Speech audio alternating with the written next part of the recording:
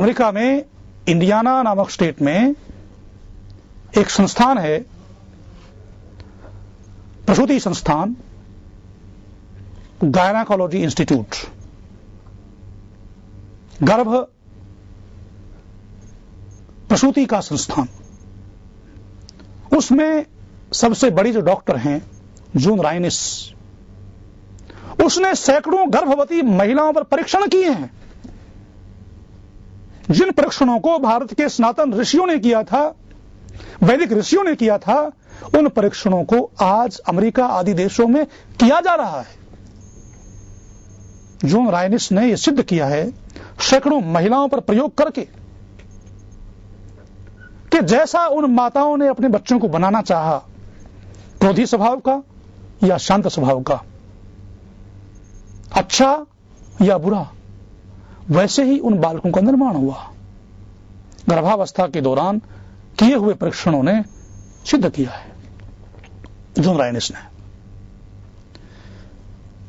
Napoleon के बारे में यह आता है कि जब वो माता के गर्भ में था तो उसकी मां सैनिकों की परेड देखने के लिए जाया करती थी।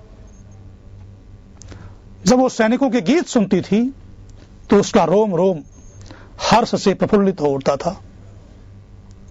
गर्भ में पड़े हुए इन संस्कारों का परिणाम यह हुआ कि नेपोलियन बहुत बड़ा योद्धा बना। प्रिंस बिस्मार्क जब मां के गर्भ में था तब उसकी मां घर के उन भागों को रो रो कर देखती थी जिन भागों को नेपोलियन की फ्रेंच सेनाओं ने अपने उन्माद में नष्ट भ्रष्ट कर दिया था।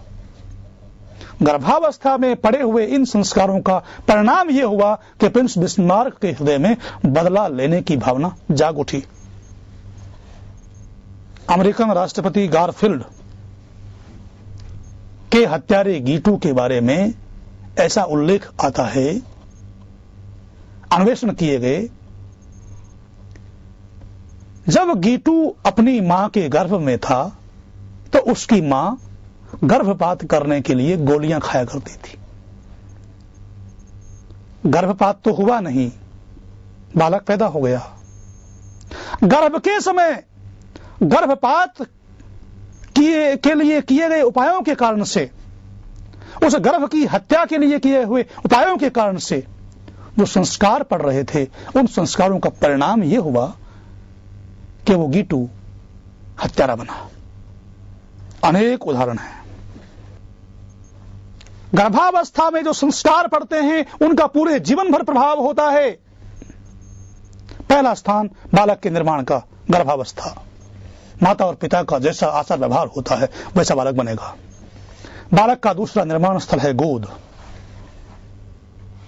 माता और पिता जैसी लोरी देंगे, ये दूसरा निर्माण स्थल है। जैसी लोरी देंगे, जैसे संस्कार देंगे, पैदा होने के बाद उन संस्कारों का, आचार व्यवहार का बालक पर प्रभाव पड़ेगा। उन संस्कारों के वशीभूत होकर बालक का निर्माण होगा। प्राचीन इतिहास में ऐसे अनेक उदाहरण मिलते हैं, आज भी मिलते हैं। प्राचीन इतिहास की बात महारानी मदालसा मार्कंडेय पुराण में चर्चा आती है, कथा आती है। महारानी मदालसा ने 3 पुत्र पैदा किए और तीनों सन्यासी बन गए।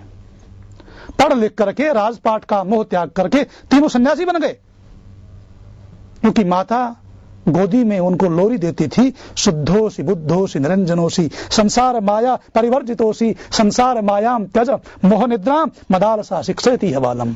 ये मेरे बेटे, तू शुद्ध है, बुद्ध है, मुक्त स्वभाव युक्त है, संसार की माया को त्यज, संसार की माया से ऊपर उठ।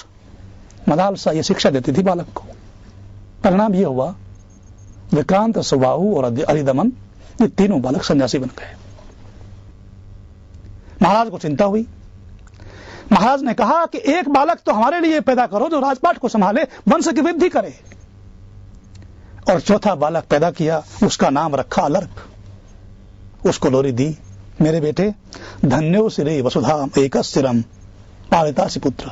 ये मेरे बेटे तू धन्य है जो अकेला ही शत्रुओं से रहित होकर वसुधा का पालन कर रहा है, और उसके द्वारा जो तुझे सुख प्राप्त होगा। धर्म के द्वारा प्रजा का पालन करना, धर्म के द्वारा प्रजा का पालन करते हुए तुझे मोक्ष प्राप्त होगा। मेरे बेटे, राज्य करते हुए तो अपने मित्रों का पालन करना, गव्यों की, ब्राह्मणों की, देश की रक्षा करना और अपने शत्रुओं का विनाश कर देना। अपने देश के लिए, राष्ट्र के लिए, समाज के लिए, गाय और ब्राह्मणों के लिए जो शत्रु आए, अत्याचारी आए, अन्यायी आए, उसका विनाश कर देना। परिणाम यह हुआ कि आगे चल करके ये बालक अलर्क चक्रवर्ती सम्राट बना।